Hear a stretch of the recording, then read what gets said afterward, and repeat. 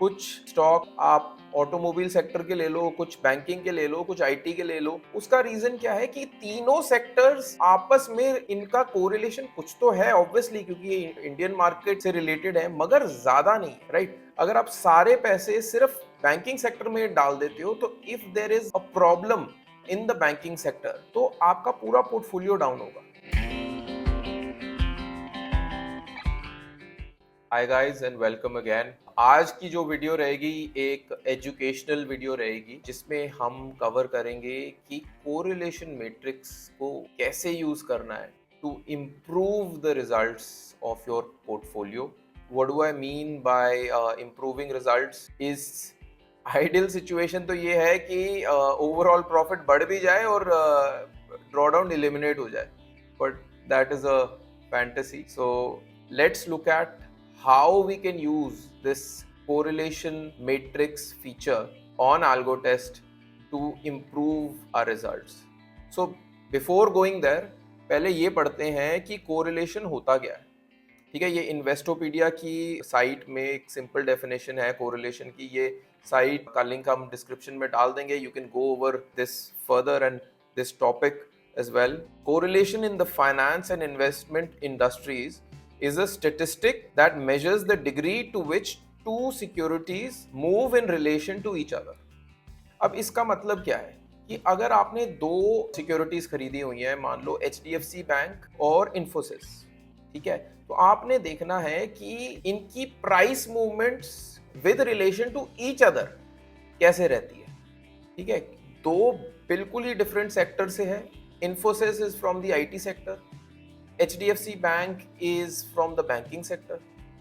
दोनों के चैलेंजेस अलग हैं, दोनों के थ्रेट्स अलग हैं। So I according to me, right, the possibility that उनका कोरिलेशन बहुत हाई हो मेरे हिसाब से कम है, right. whenever you get investment advice, people tell you कि एक डाइवर्सिफाइड पोर्टफोलियो बनाओ। उसका मतलब क्या होता है?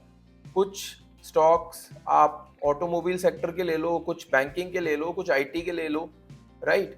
उसका रीजन क्या है कि तीनों सेक्टर्स आपस में इनका कोरिलेशन कुछ तो है ऑब्वियसली, क्योंकि ये इंडियन मार्केट से रिलेटेड है, मगर ज्यादा नहीं है, राइट। अगर आप सारे पैसे सिर्फ बैंकिंग सेक्टर में डाल देते हो तो if there is a problem in the banking sector for whatever reason XYZ, तो आपका पूरा पोर्टफोलियो डाउन होगा।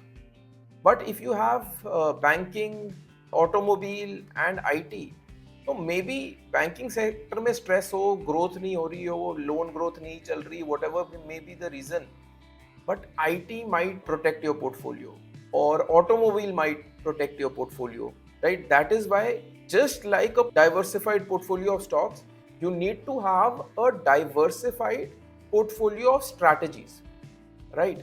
और strategies में आपस में correlation कितना है उसको आज हम जानेंगे कि कैसे मेजर करना है, उस मैट्रिक्स को कैसे पढ़ना है, और उस मैट्रिक्स की वैल्यू से हमने अपने पोर्टफोलियो को बेटर कैसे बना। So that is the topic for today and let's get to it.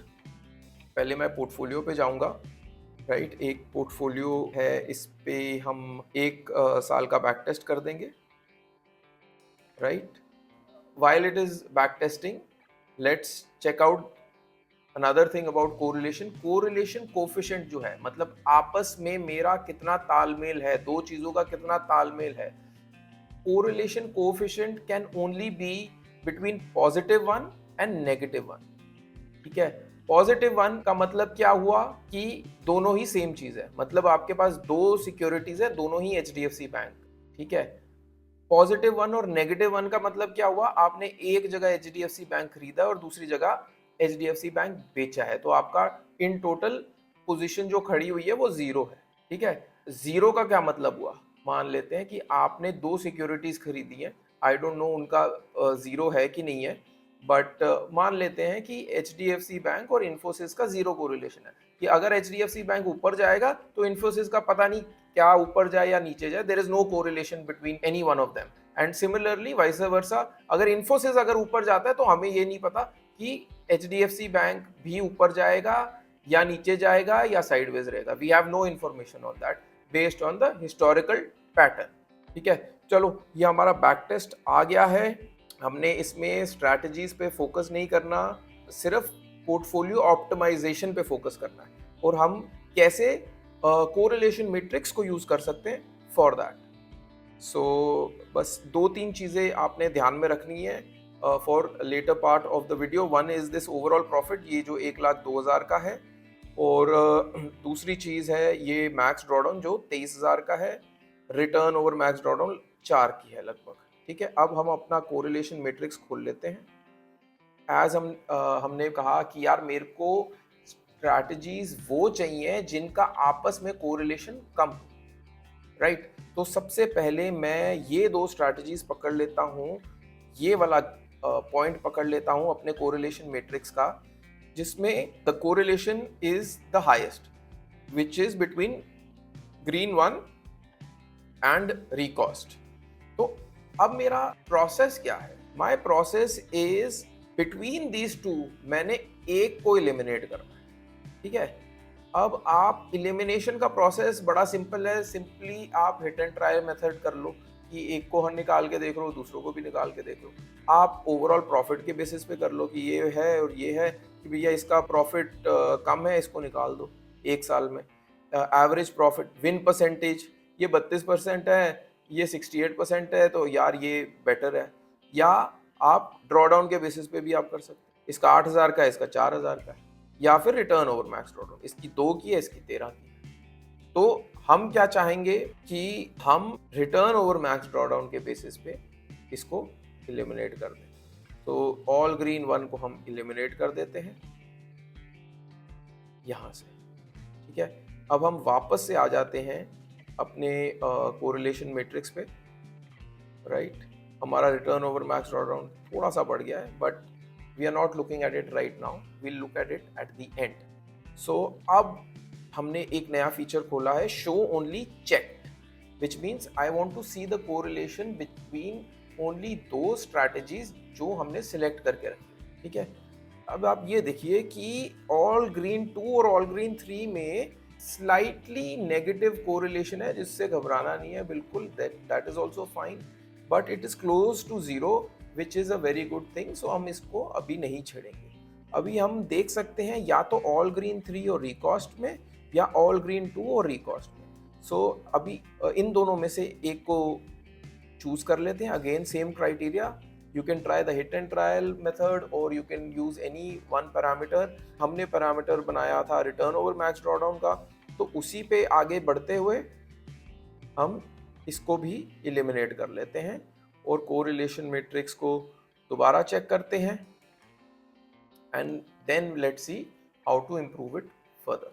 अब सेम प्रोसेस फॉलो करते हुए let's decide between all green 3 and रिकॉस्ट।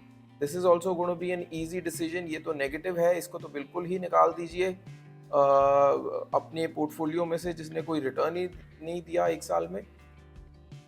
Now you can see कि आपका P&L कर्व भी काफ़ी अच्छा हो गया है, ड्रॉडाउन्स आपके घट गए होंगे, सारी एनालिसिस हम अब दोबारा से कर सकते हैं।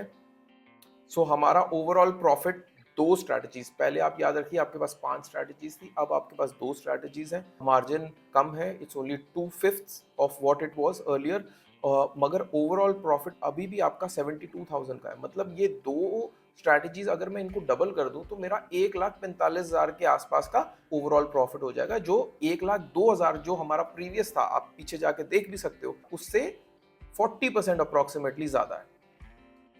मैक्स ड्रॉडाउन, ये चीज आप देखिए कि how your max drawdown has decreased from 23,000 to 5,000 with 2 strategies, मगर मैं इसको अगर डबल कर दूं तो ओनली 11,000, राइट। सो दोबारा से हम अपना कोरिलेशन मैट्रिक्स देख लेते हैं। अब ये है, इन दोनों के बीच में काफी कम कोरिलेशन है, so we are going to keep this two, it's almost 0, and let's double the quantity to get more perspective, right? हमने क्वांटिटी को डबल कर दिया है। उसका मतलब क्या है कि पहले हम 5 स्ट्रैटेजीज चला रहे थे, जिसमें अगर मैं ₹1,00,000 मार्जिन मानूं, सब सेलिंग की है, बैंक निफ्टी की है, तो लाख रुपए मार्जिन मान लूँ लाख से थोड़ा ज़्यादा होता है तो 5 लाख हो गए, अभी हमारे सिर्फ 4 लाख रुपए लग रहे हैं, राइट।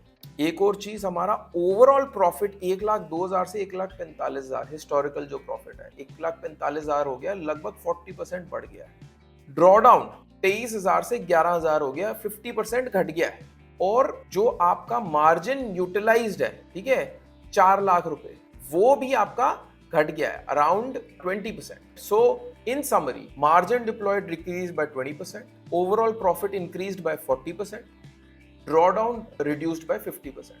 मतलब this is the ideal situation.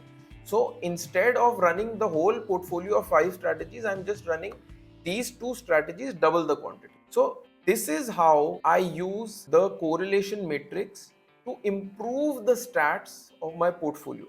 This was only a sample exercise, मगर यही सेम एक्सरसाइज आप अब बड़े पोर्टफोलियोज पे भी कर सकते हो, 20 strategies, 30 strategies, 50 strategies, whatever may be the case.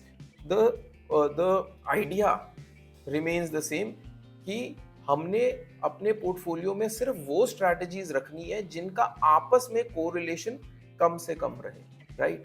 और अगर हम चाहें तो उनमें क्वांटिटीज बढ़ा भी सकते हैं। अब इसमें एक और इम्पॉर्टेंट चीज है जो हमने एक बहुत पुरानी वीडियो, लगभग 2 साल पुरानी वीडियो में कवर की थी, कि ये जो कोरिलेशन है बिटवीन टू स्ट्रैटेजीज, ये हिस्टोरिकल कोरिलेशन है।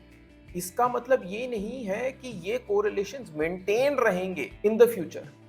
और इस टॉपिक पे राघव ने 2 साल पहले एक वीडियो बनाई थी, वो वीडियो का लिंक भी हम डिस्क्रिप्शन में डाल रहे हैं, please check that out as well, कि how potentially correlation between two strategies can change over time, thus affecting your results. So I hope you were able to understand how you can use the correlation matrix to optimize your portfolio and improve it further. Hope you like this educational video. If you liked it, please give it a thumbs up and subscribe to the channel, and comment down below whatever your thoughts are. We will surely reply. Just encourages us to make more such videos. Thank you and have a good day.